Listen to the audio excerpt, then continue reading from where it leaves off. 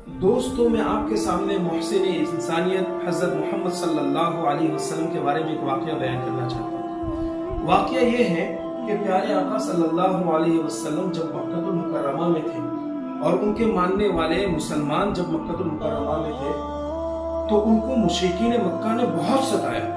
कुफ्फार ने इतना सताया कि तकलीफ देने में उन्होंने कोई कसर बाकी नहीं छोड़ी। यहाँ तक कि मुसलमान उनकी तकलीफों से परेशान होकर मक्का छोड़ने पर मजबूर हो गए। प्यारे आका सल्लल्लाहु अलैहि वसल्लम को मक्कतुल मुकर्रमा से बहुत मोहब्बत थी। प्यारे नबी ने भी मक्का को छोड़ दिया और वहां से हिजरत करने पर मजबूर हो गए। लेकिन जब कुछ अरसे के बाद मुसलमानों को गलबा हुआ, इस्लाम ताकतवर हुआ, अब प्यारे आका सल्लल्लाहु अलैहि वसल्लम दोबारा फातेह बनकर मक्का में दाखिल होते हैं।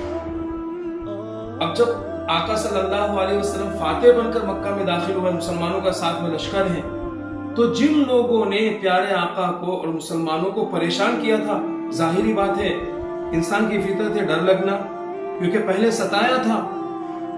अब हम होते तो क्या करते कि चुन चुन कर उनसे बदला लेते। यहां पर प्यारे आका सल्लल्लाहु अलैहि वसल्लम का एक इशारा काफी था।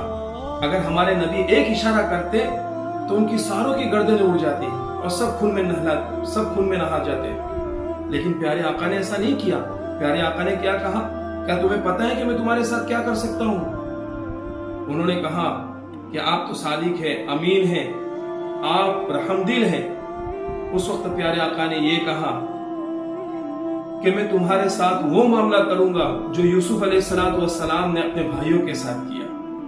जाओ, तुम पर कोई इल्जाम नहीं है, तुम सब आजाद हो, तुम्हें इंसाफ दे दिया गया।